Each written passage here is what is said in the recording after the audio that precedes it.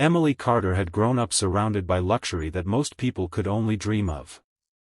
As the only daughter of billionaire businessman Richard Carter, she lived in a magnificent mansion, traveled the world on private jets, and attended the finest schools. Yet despite the wealth and privilege, Emily was known for her kindness rather than her family's fortune. She volunteered at children's hospitals, raised money for charities, and dreamed of one day running a foundation that would help families in need. Everything changed on a rainy evening when a terrible car accident left her with a severe spinal injury. When Emily woke up in the hospital, she couldn't move her legs. Doctors performed multiple surgeries and assured the family they would do everything possible, but weeks turned into months with little progress. Richard spent millions bringing in the world's best surgeons, neurologists, and rehabilitation experts. Every new specialist arrived with hope, only to leave with another disappointing report. Eventually, the painful words became familiar: "We have done all we can." The mansion that had once echoed with laughter became painfully quiet. Emily watched life continue through the windows of her room while relying on a wheelchair for every movement. Friends visited less often, unsure of what to say. News reporters who had once followed the billionaire family now published stories questioning whether money could truly solve every problem. Richard blamed himself every single day. If only he had insisted Emily stay home that evening, perhaps none of this would have happened. Emily tried to stay positive for her father's sake, but every night she cried after everyone had gone to sleep. She missed simple things most people never appreciated: walking barefoot on the grass, climbing stairs without thinking, dancing to her favorite songs, or taking a morning run. More than anything, she feared she had become a burden to the people she loved. Months later, Richard hosted a charity event supporting injured veterans and disabled children. Although Emily wasn't in the mood to attend, she agreed because she believed the cause mattered more than her own sadness. As guests filled the estate with conversation and laughter, Emily sat quietly in her wheelchair, smiling politely while feeling completely disconnected from the world around her. Among the volunteers was a humble man named Jack Sullivan, a widowed single father raising his young son alone. Few people knew that before becoming a construction contractor, Jack had spent years serving as a Navy SEAL, where he had witnessed extraordinary courage from men who refused to surrender despite devastating injuries. As he noticed Emily sitting by herself, he didn't see a billionaire's daughter. He simply saw someone whose hope was fading.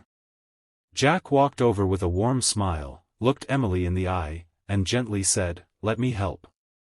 Those 4 simple words sounded different from every promise she had heard before. They carried no pity, no false confidence, only quiet determination. Emily looked at him with curiosity for the first time in months, wondering why this stranger believed there was still a chance when so many experts had given up. Emily agreed to trust Jack, though she had no idea where the journey would lead. He never claimed to be a doctor or a miracle worker. Instead, he told her that during his years as a Navy SEAL, he had watched teammates recover from injuries that had once seemed impossible. Some never returned to full strength, but they all shared one thing: they refused to let fear decide their future. Jack believed Emily's greatest battle was no longer her injury but the hopelessness that had slowly taken over her heart. Every morning before sunrise, Jack arrived at the Carter estate with his young son, Noah. Together they followed a routine that focused not only on physical therapy but also on rebuilding Emily's confidence. Jack celebrated every tiny achievement. If Emily could move her foot a fraction of an inch, they celebrated. If she managed to sit up longer than the day before, they celebrated again.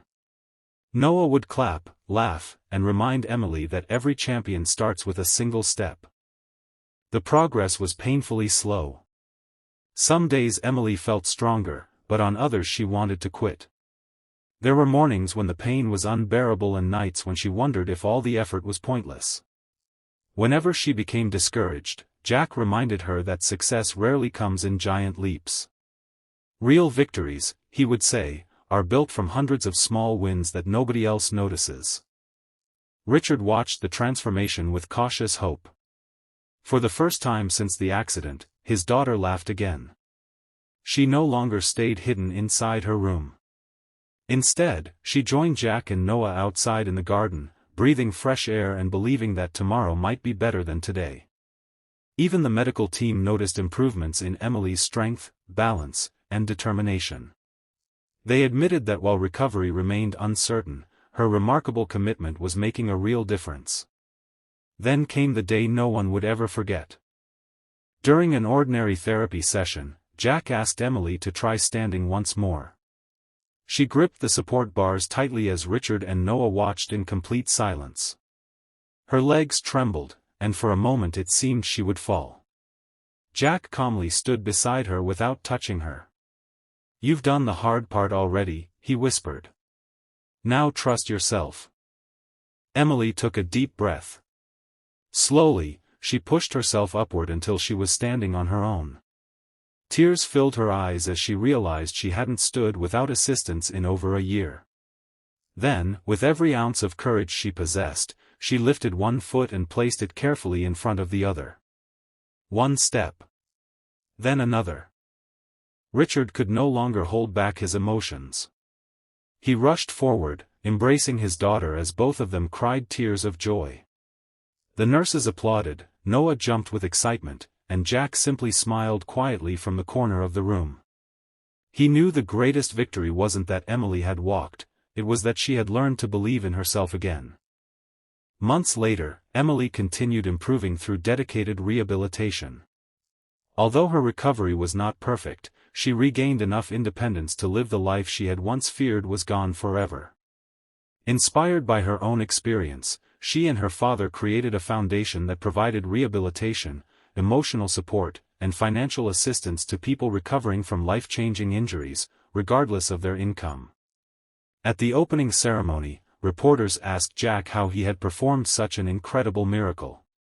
He shook his head with a humble smile. "It wasn't a miracle," he replied. "Doctors treated her body. Her father gave her endless love. I simply reminded her that hope is strongest when someone believes in you before you can believe in yourself." The audience rose to their feet in applause, but Emily knew the truth. The greatest gift Jack had ever given her wasn't the ability to walk again. It was the courage to keep moving forward when every reason to give up stood in her way. From that day on, Emily shared her story wherever she could, encouraging others never to lose hope. Her journey proved that wealth cannot buy happiness, strength is born through perseverance, and sometimes a single act of kindness from a stranger can change an entire life forever.